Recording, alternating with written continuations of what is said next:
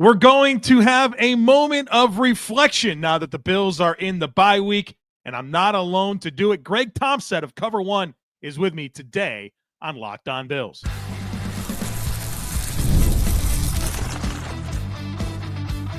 You are Locked On Bills, your daily Buffalo Bills podcast.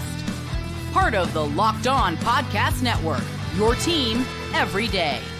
What's up, Bills Mafia? It's Joe Marino, author of Go Bills and Buffalo's Run, also the co-host of the Locked On NFL Scouting Podcast, and I'm your host of Locked On Bills. Want to thank you for making Locked On Bills your first listen every day, and a big welcome and shout out to our everydayers. You know who you are. Those of you who never miss a single episode, I appreciate y'all being here very, very much. I'd also like to invite you to subscribe or follow for free on YouTube or wherever you listen to podcasts. We're part of the Locked On Podcast Network, your team every day. This episode is brought to you by Prize Picks. Go to prizepicks.com/LockedOnNFL and use code LockedOnNFL to win $50 instantly when you play $5. Folks, welcome in. Not alone today. Look at this. Greg Tomsett joining me for a bi-week tradition where I love to collaborate with Greg and a couple of other people to have conversations you've heard from me all year long. And so I want to pick Greg's brain about several things, including some areas where I really value Greg's opinions, and that's on contracts, that's on team building type stuff. So we're going to get into that and more here today. Greg Tomsett, welcome. Thank you for stopping by. Yeah, absolutely. Good morning to my fellow everydayers. Looking forward to talking today. Yes, sir. Yes, sir. Well, let's get into it. We'll start by having an off-season look back. Then we're going to live in the moment. Then we're going to look to the future. That's the three segments we have cooked up for you today. Let's start with this. The Bills, everybody talked about the transition this offseason. A lot of players they said goodbye to, cornerstone-type players, key players to the nucleus. As you see this team now at 9-2, entering the bye, winning 6 in a row, everyone's got the good vibes, the good feelings. What's that prevailing thought that you have looking back now on all the players the Bills transitioned away from? I mean, I don't think it can be anything other than relief, appreciation.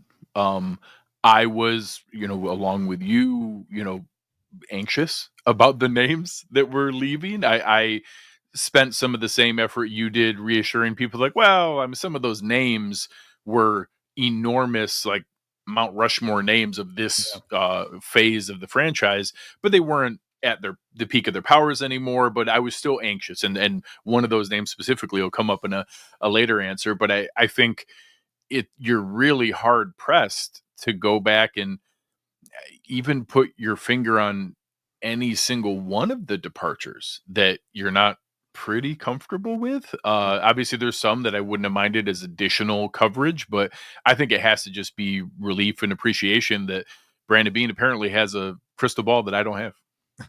Well, for me, it's definitely that. I think that's a good way to start the conversation.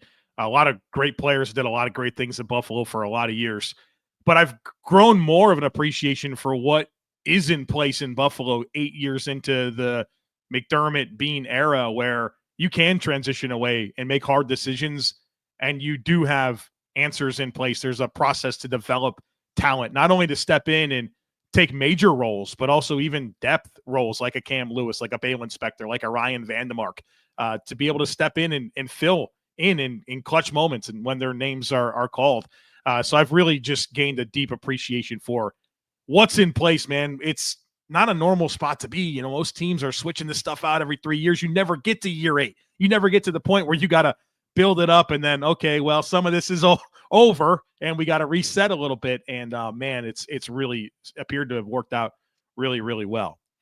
So when you do look back on this offseason and the players that were brought in, of course, some levels of free agent acquisitions, there's been some trades, there's been a draft class.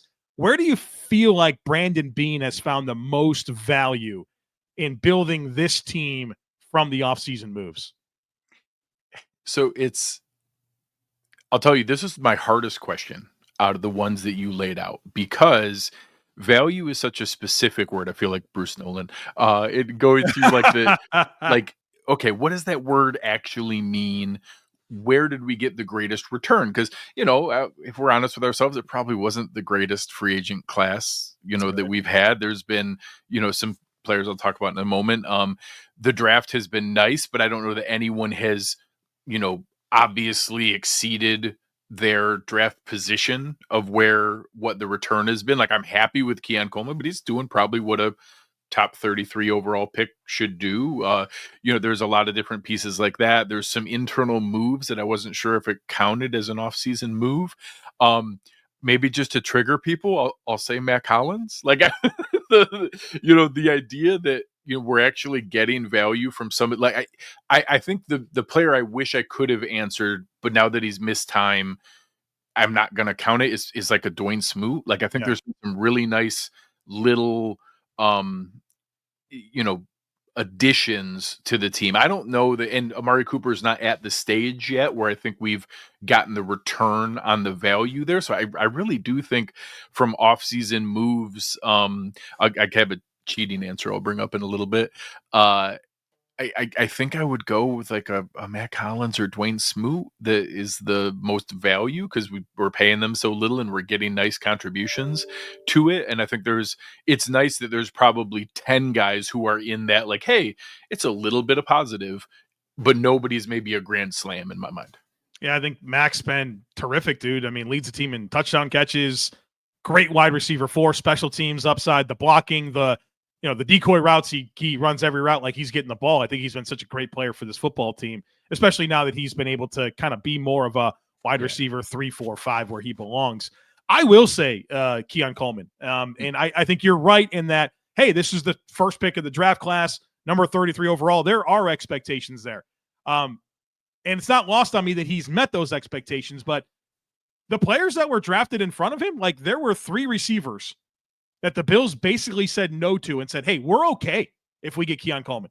He's having a better year than Xavier Worthy. He's having a better year than Ricky Parasol. I know there's obviously some unique dynamics there. He's having a better year than Xavier Leggett. And I know obviously maybe that Carolina situation is, but for Keon Coleman, as young as he is, to come in and have as much on his plate, I mean, this guy's playing almost every snap when he's been healthy. And for the chemistry to just ramp up every week, it seems like, with Josh Allen, for the skill set to show up in the ways that you expected it to, with body control and ball skills, and then also the yards after catch that existed in college. It's all showed up right away. And one of my big thoughts when the Bills drafted Keon Coleman was they know the type of player they got to make it work.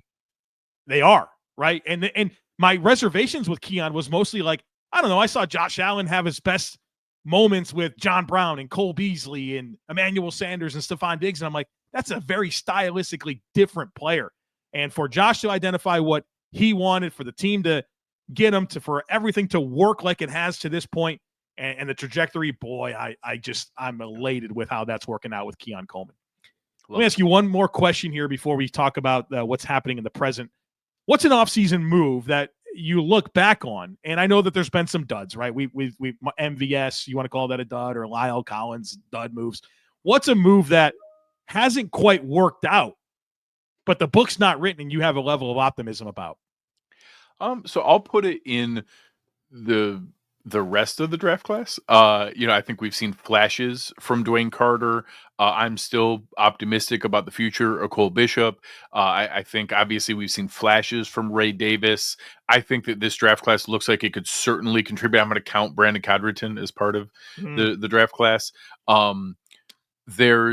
I think that group looks very encouraging. We haven't needed Tylen Grable. All of a sudden looks like maybe he can be part of the mix. Even though we have Vandermark and Alec Anderson, like having another, what looks like a hit of a guy that's a roster caliber player.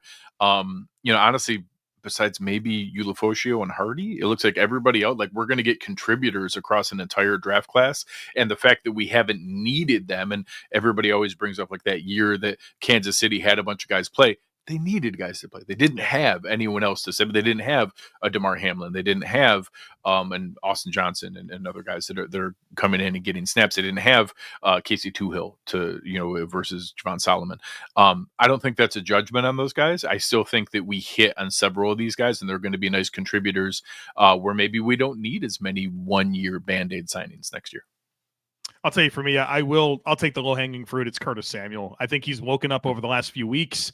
The injuries, I think, early on with the turf toe, and then what was it, like shoulder or pec type deal, I think that set him back. We know that Curtis Samuel's a better football player than he showed his first several games in Buffalo, and obviously familiarity with Joe Brady. It was going to come together at some point in the last couple of weeks when the Bills have really needed him to step up. He has, and I think coming out of the bye, when you think about having Coleman and Kincaid and Cooper and Shakir and Knox and Hollins and the running backs, oh, by the way, Samuel as an X factor, boy, there's a lot on the menu for Joe Brady and Josh Allen, and I get pretty doggone excited about what that can all look like. All right. What a dumb name is turf toe for an injury. It's so silly. Like if they just called it like foot sprain, it's a like people they would realize, oh, you can't explode. Turf toe is a dumb name. Sprain your toe. And what's funny is I've learned so much about turf toe. Thank you, Curtis Samuel, over the last several months of my life. All right, coming up on the other side of it, we're going to live in the moment here for just a moment. Consider, some things that are going on with this team as it currently stands. Folks, be sure to stick with us. Built is breaking ground as a neighborhood rewards program that hooks you up with points on your rent. Every month, pay your rent and watch the Built points roll in. Use your points to jet off on a dream vacation. Put your points towards a flight or hotel stay with over 500 airlines and over 700,000 hotels and properties. You can also use your points to book fitness studio classes, redeem them towards a future rent payment. They're designed to meet your lifestyle. Pay rent hassle-free through Built Rewards app. Your rent game just got a major upgrade, and Built points have consistently ranked the highest value point currency by the Points Guy and Bankrate. Earn points by paying rent right now when you go to joinbuilt.com/LockedOnNFL. That's joinbuilt, joinbilt.com/LockedOnNFL. Be sure to use our URL so they know that we sent you. Joinbuilt.com/LockedOnNFL to start earning points with your rent payments today. Get ready to tackle the NFL action with FanDuel, America's #1 sportsbook, because right now, new customers can bet $5 and get $150 in bonus bets if you win. The FanDuel Sportsbook app gives you everything you need to place live bets on the NFL all in one place. So when you get a hunch in the middle of the game, you can check out the latest stats, view live play-by-play, and so much more on the same page where you place your bets. Just visit FanDuel.com to join today. You'll get started with $150 in bonus bets if you win your first $5 bet. That's FanDuel.com. And folks, I like the Steelers tonight, Thursday Night Football. You get them -3.5 over the Browns. I know it's a short week on the road, but the Steelers are going to smoke them. I think they'll cover that 3.5. Never waste a hunch and make every moment more with FanDuel, an official sportsbook partner of the NFL. All right, Greg Tomsett, let's live in the moment here. What has been your favorite development this season? And look, I'm giving you a lot of latitude there. You go wherever you want. We've learned a lot about the 2024 Buffalo Bills. What's been your favorite development? So it's interesting when you look at these things. My favorite development is the things that I was wrong about. Like the areas I was so concerned with. Hold on. The generally likable know-it-all. Coming out here and throwing yourself under the bus. This is a moment. I'm gonna listen. You gotta take your medicine when it comes. I was incredibly concerned with Damar Hamlin as a starter at safety. I was really concerned with moving Connor McGovern to center. So my favorite development has been the areas where I was the most anxious have been pretty nice. They've just been a really solid floor. And again, I'm not, offensive line is a, weak link game. And when David Edwards is your weakest link, but he's probably an above average guard or an average guard, that's nice. You don't have a guy that everybody can just go after and attack. Everybody's pretty good. The same thing, I kind of use Damar Hamlin as that same, he might be 5th out of 5 in the secondary, but he's playing at a pretty good level. And when he's your 5th best guy in the secondary, that's not bad. So just a lot of the things I was very anxious about coming into the season have, again, not Connor McGovern's not a superstar. David Edwards not a superstar. Damar Hamlin's not a superstar. Taylor Rapp is not a superstar, but their floor is much higher than what I was worried about in the preseason. Love that answer.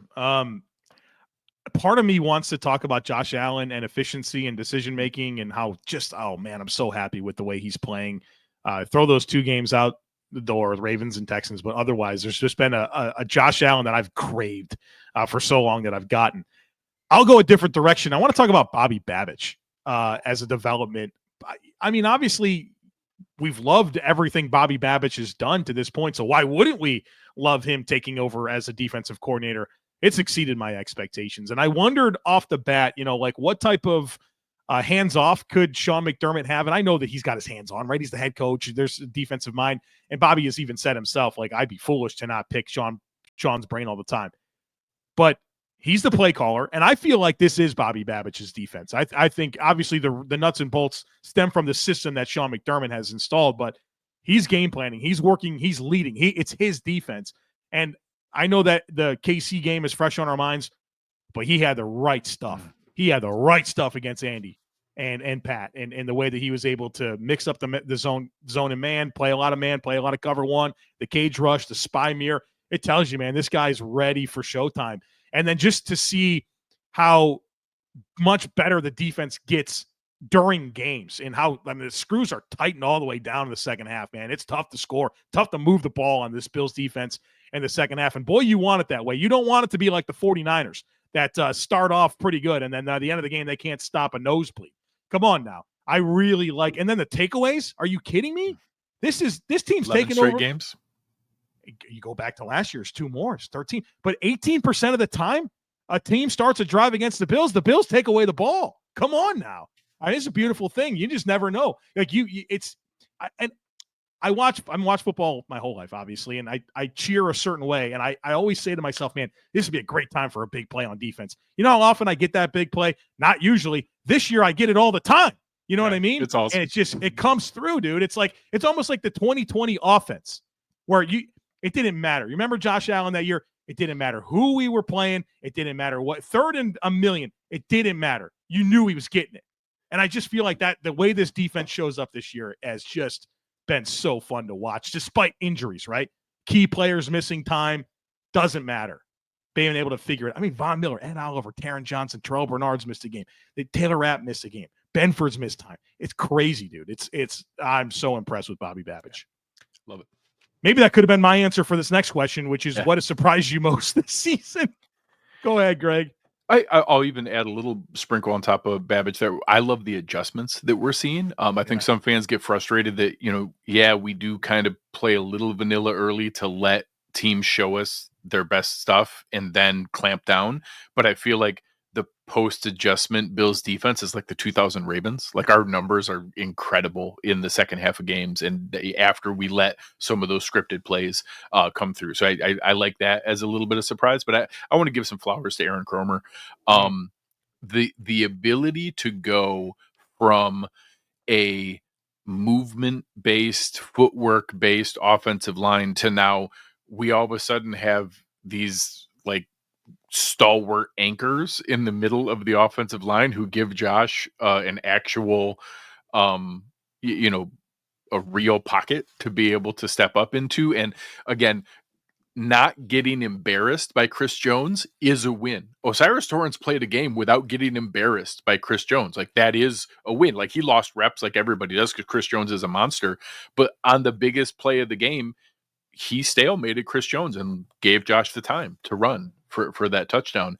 And just the fact that we took a guy who had never for any material amount of time played center in the NFL and moved him over to now be the pivot of the offensive line. We took a guy who was our jumbo offensive lineman hadn't been an everyday starter for 3 years and plugged him in at left guard, and took a guy who was a ball of clay project that all of a sudden got paid before we consistently saw there. Now, people like Brandon Thorne, one of the most respected offensive line names around, is calling Spencer Brown a top 5 right tackle in the NFL. That is not maybe solely Aaron Kromer, but it's a lot of Aaron Kromer. And he's just been surprise isn't even fair because I already thought really highly of him, but it's been even better than I expected. And just raising the floor of that offensive line. I always, it's a cliche, but it is a weak link game. And when you don't have a weak link, and then you add that to the ability of Josh Allen, that when you inevitably do give up pressure, he makes a lot of it go away. Yeah. It's perfect. Yeah, I love that answer. Kromer's a stud. Offensive line's good. I'll go with I will bring in some Josh Allen stuff here. There's just some things that surprised me in a very good way about Josh Allen. Let me just give you some numbers here. He's in the top 10 in fewest interceptions. He's in the top 10 in adjusted net yards per attempt. He's in top 10 in check down percentage. He's top 10 in top 8. Say that one again. Josh Allen is in the top 10 in check down percentage. Ninth. 10.3% of Josh Allen's throws are check downs. Right. He's got 11th in average time to throw at 2.53.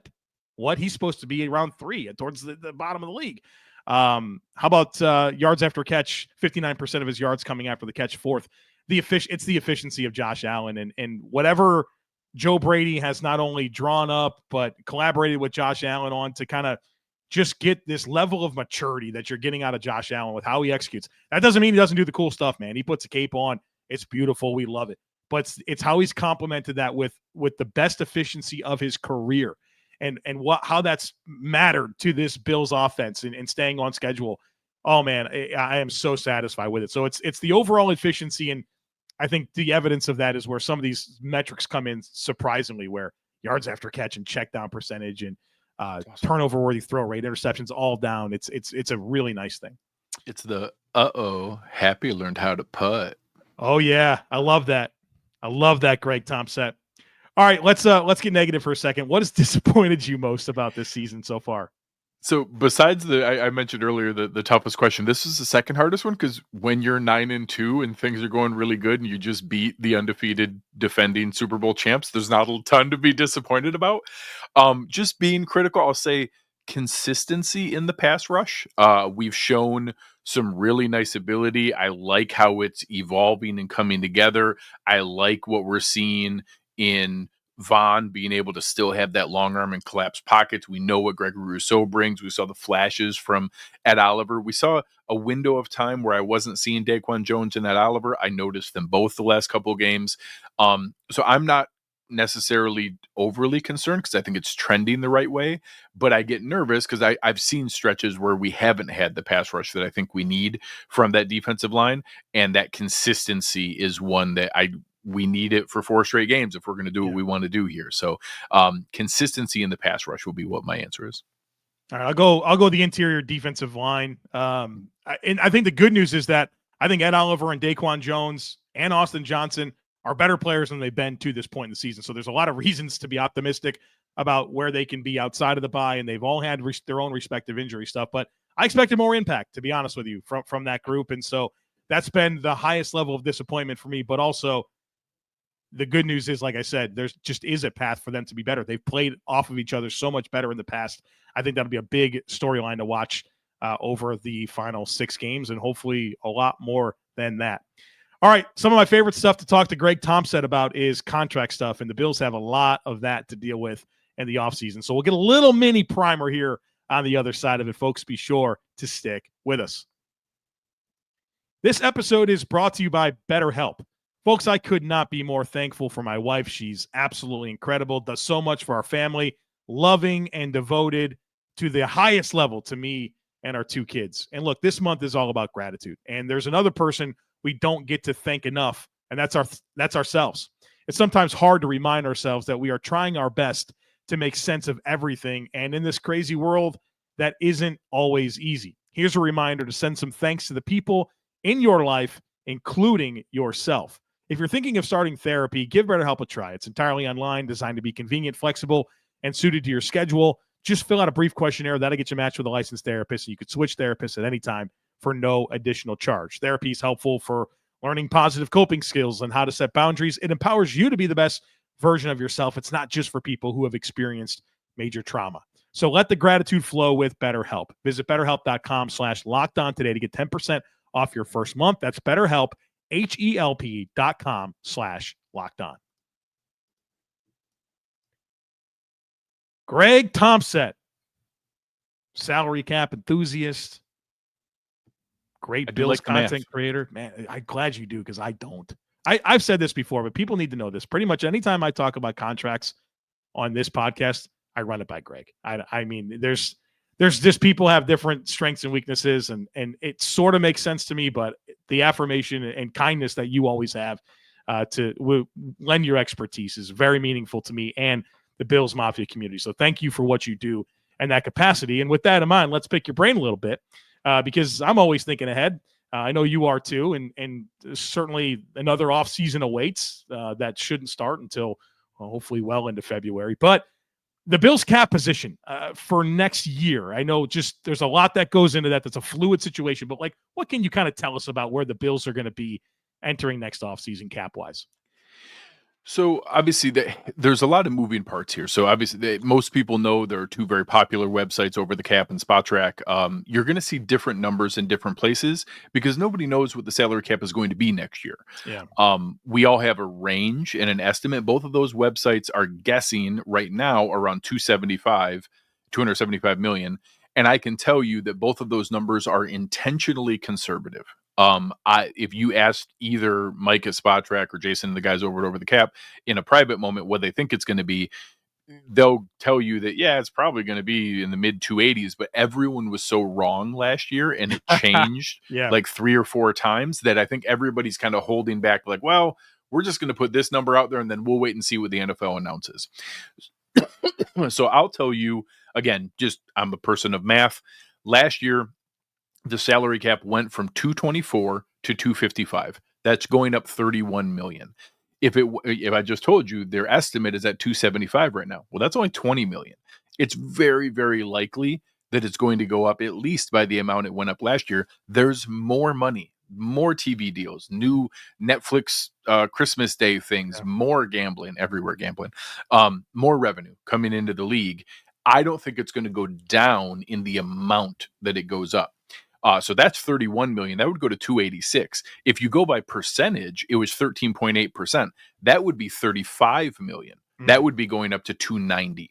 So in those conservative ranges, if it was only 275, well, then the Bills would have like 6 to 9 million in cap space of what's out there to be able to work with. But in reality, it's going to be 10 to 20 million higher than that. So just nice round numbers.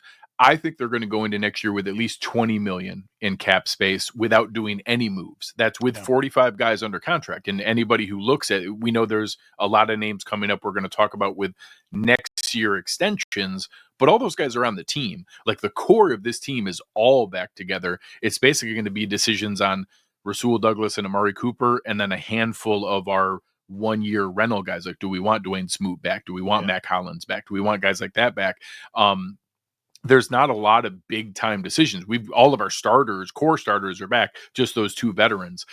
So they're going to be in perfectly good shape. It's going to be, I'll warn people, because of your next question that we're going to ask, we're not going to go on any spending sprees because we need that money to extend our core talent, which we have a lot of. Yeah, good spot to be. That's actually better than I was anticipating you saying. So that gives me a lot of hope. And like you said, that's with no levers being pulled. There's the other moves that the Bills can make to create cap space.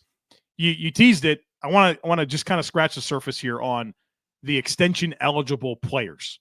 Greg Rousseau, that feels like the lock of the century with him playing on the 5th-year option. We'll see. Terrel Bernard, Christian Benford, Khalil Shakir, James Cook. That's one heck of a draft class for Brandon Beane. And after 3 years, you become eligible for a contract extension, which is the case for Bernard, Benford, Shakir, and Cook. We know that the earlier the better because those numbers tend to only go up. How challenging do you think it's going to be for Brandon Beane to get extensions done for all of them? And let's couple together, like, how do you think the team will prioritize that crop of players? I'll quote Sean McDermott, very concerned. Well, you're coming in with some one-liners today, man. I love it, dude. I can cook the books to tell you that we're keeping all 5 of those people. It's 100% possible. I think it is by far most likely. I'll say it's a lock that we keep 3 of them. If you made me guess right now, I'd put my finger on 4 and say that 4 out of the 5 come back. And it's possible that all 5 do. So it will be challenging because you are talking about a handful of premium positions that get paid a lot of money. And I will remind people, everyone loves to say like, yeah, but maybe we get a hometown discount. And that's not how the way the NFL works. Now we'll use Spencer Brown's contract as the example. Spencer Brown got paid a lot of money. Like, now he got re-signed early. We're all happy about it. He's, again, if Brandon Thorne calls him a top 5 right tackle, then he's a top 5 right tackle because Brandon knows more about offensive line than anybody I know. But we paid him a lot of money, like $19 million a year, a lot of money. We got no discount on him. We got discount in the fact that if he played the way he's playing now and was a free agent next offseason, he'd get $23 million. So we got an advance note. We didn't get like some hometown discount. So when you're talking about a pass rusher, and by most metrics, the number 1 corner in the NFL, and by most metrics, the number 1 slot receiver in the NFL, those guys get paid money. And then the guy who is at the cheaper position is probably going to get all pro votes at linebacker. Like, we're not going to get a lot of discounts here. These guys are going to cost money. Yeah. And look, I'm not asking you to affirm or anything like that, but I think you're looking at Greg Rousseau around 25 per. I think Bernard's probably around 15 per. I think Benford's around 20 per. I think Shakir's probably around 20 per. And James Cook, 10 to 12. So that's a lot. that's a lot of big money. Numbers. Yeah, big problem. Yeah. So with all that in mind, how do you think this team prioritizes Rasul Douglas and Amari Cooper as the veteran, meaningful players that are really kind of, they're expiring contracts? So I think Brandon Beane and the team want both players back at their number. So both players are going to be made an offer. And I think that both of them are going to come into the term more than the dollar amount. Paying corners after 30 years old is bad business. It just is. There's a ton that shows you that's the case. I will say our system and Rasul Douglas's style will probably age better than most cornerbacks, but we saw in the KC game, there were some moments where Rasul Douglas was asked to chase Xavier Worthy across the field. That's not what he does. That's not going to get better as he goes forward here. I want him back. I think the team wants him back.